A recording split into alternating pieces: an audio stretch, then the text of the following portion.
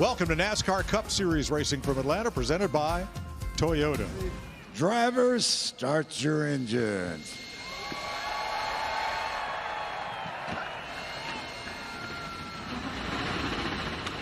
And here we come for the start of just 400 miles high speed in Atlanta.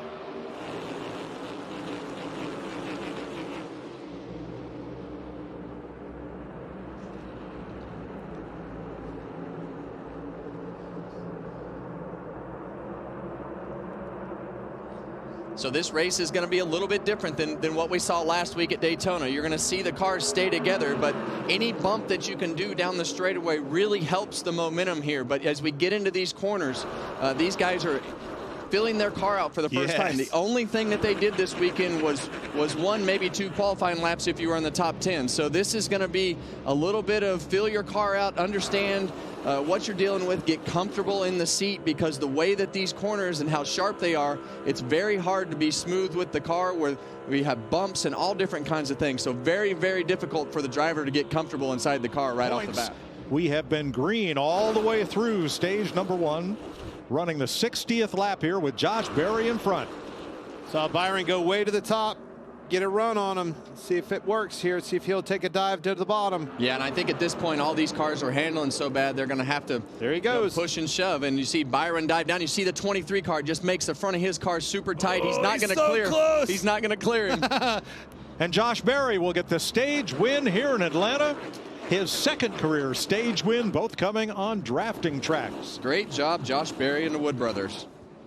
That is Eric Jones, stopped in the middle of the back straightaway after spinning in a big pile of traffic here at lap 102. Well, they were 3 wide racing hard here. Watch Herbst move up the track, had to get out of the way. I think Eric Jones was trying to move down to get out of harm's way, drove across the nose of Buscher there and got turned around. Unfortunately, blew the tires out into the inside wall. Dang it. Yeah, he's still halfway through the... Ooh, Stenhouse, and into the wall goes the 9. Clint Gregson, now Keselowski piles in. Gregson as well. Or no, excuse me, that was LaJoy. And we are back under caution at lap 150. Okay, here we go. Look around here. You see them 3 wide. Briscoe, Stenhouse are on the bottom.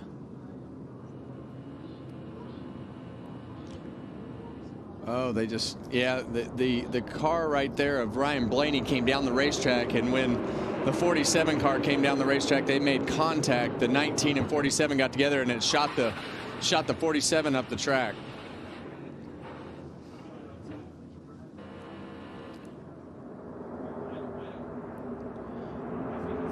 Elliott bounced off the wall, tire going down, couldn't contain it. Corey LaJoy spins and hits the wall, and Keselowski wrecks.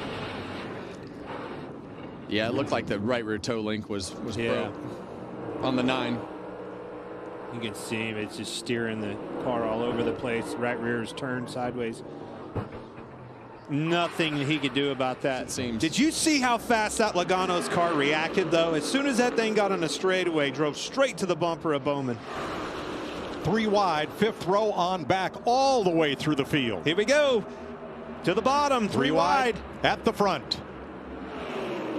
Kyle Larson trying to win the stage. Where has he been all day? Well, right now he's out front. Chevy, Ford, Toyota. Here they come off 4 to the line to end stage 2. Give it to Larson. Over Wallace, Logano, Byron, and Bowman. He ain't going to listen to the naysayers much. He's going to fix it. Busch won the truck race here yesterday. Oh, Suarez, Gregson, and Moore pile up. You knew it was coming. He could feel it. The energy was, the pushes, the blocks. They were door to door, racing hard. Watch right here. Actually, all of this. Yeah, starts to slow him up from the block. You see with Wallace. See Suarez have to lift as he got in the wake and got tight. The hole closes up here with Gibbs, Gilliland, and Suarez. Suarez into the wall. And then here comes Custer and the rest of them. Big hits right here. Boom. That's where that wall turns back out to with the dog leg. Custer hit a ton. Yeah, and that whole wreck happened because of the 2 cars of Riley Herbst and that checkup, checkup of Bubba Wallace and Riley. And we are under caution for a crash on the front straightaway. Yeah, and you're going to see it right here with this driver. Here he goes. Chase Briscoe on the outside. Watch the run. He's going to follow suit with Hocevar in front of him, try to get to the outside. Gets tight, gets in the wall there, and it doesn't in. Almost exactly like the last wreck that happened. Watch him squeeze. Busher gets squeezed here, turns Briscoe. Turns Busher back down into Bowman. And a lot of times, you know, it's exactly the same. They just ran out of space, and Busher was in the middle right there. But it was a reaction from what happened in front of him. And that's, I think when you get hit in the right front of these cars, when you see the 17 get hit, sometimes they get hit in the right front and they just turn around. But you see, it didn't take much for that right front impact from the left rear of the 19 car to turn that 17 around. It's really odd that these cars will do that when they get touched in the right spot, in the right front area. I'm hearing what you're saying. I mean, it's just as soon as you make any kind of adjustment with the race car, they're light on their feet and away it goes. It was just exactly, SVG was kind of coming up the racetrack, run Busher out of room. He got turned. It's literally almost exactly like the last one. Almost exact.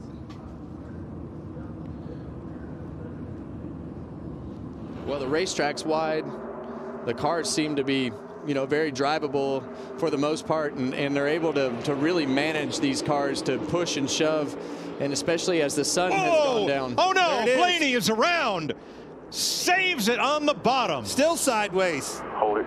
And away it goes. Got a yellow here. What a ride. Good save. Did a great job saving that car. Big run coming from Hocevar. Right as they approach, Blaney's kind of stalled out. Right, getting into the corner on the right rear quarter. Just turned him around. Yeah, he hit him in the right rear and got him loose. He hit him off center, got him more on the right side, and when he did that, it kind of turned the car to the right, and he had to save it. Spun out. Larson trying to win on a he put him track. in the fence. Oh no! Cindric got and Cindric into the wall. Looks like, I want to see the replay.